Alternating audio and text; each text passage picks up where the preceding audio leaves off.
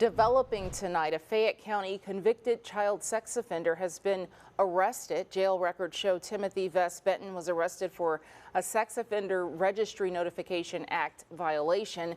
It comes after a CBS 42 investigation into how Benton was let out of prison and on to house arrest just 5 years into a 17-year prison sentence. CBS 42's Scott Minshall tracked down the judge to get answers. The family of one of Timothy Vest Benton's victims say they are devastated by the court order that allowed him to leave prison.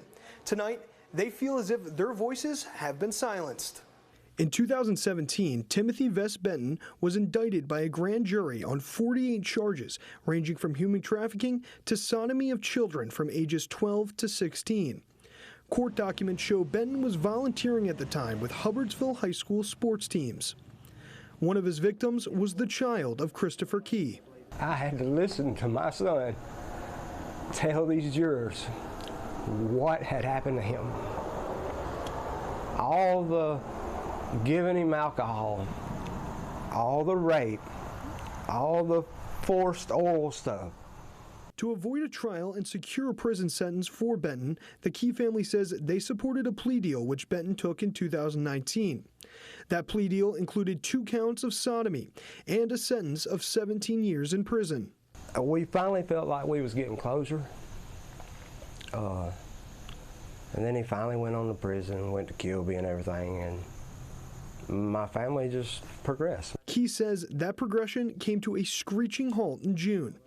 This order from Judge Samuel Junkin modified Benton's sentence. It ordered him to the Community Corrections Program, which is a form of house arrest. The order was later further modified, allowing Benton to serve the remainder of his 17-year sentence in his parents' home, his dad's business, and this beach house in Gulf Shores. We visited each location and tried to speak with Benton, but we were not able to. I mean, it breaks my heart. I mean, the siblings of my son, everybody, we fought so hard just to prove that my son was telling the truth.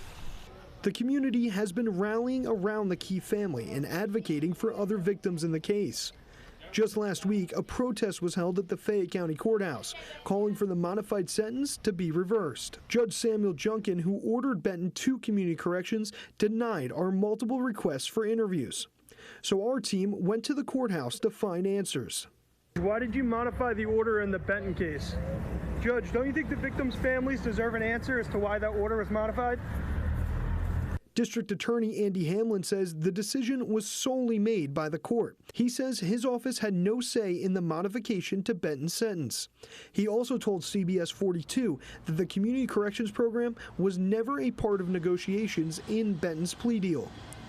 Key says he just wants to see justice served for his son and the other victims in the case, which right now he feels is not being done. Justice served to me, put him back in, let him serve his sentence.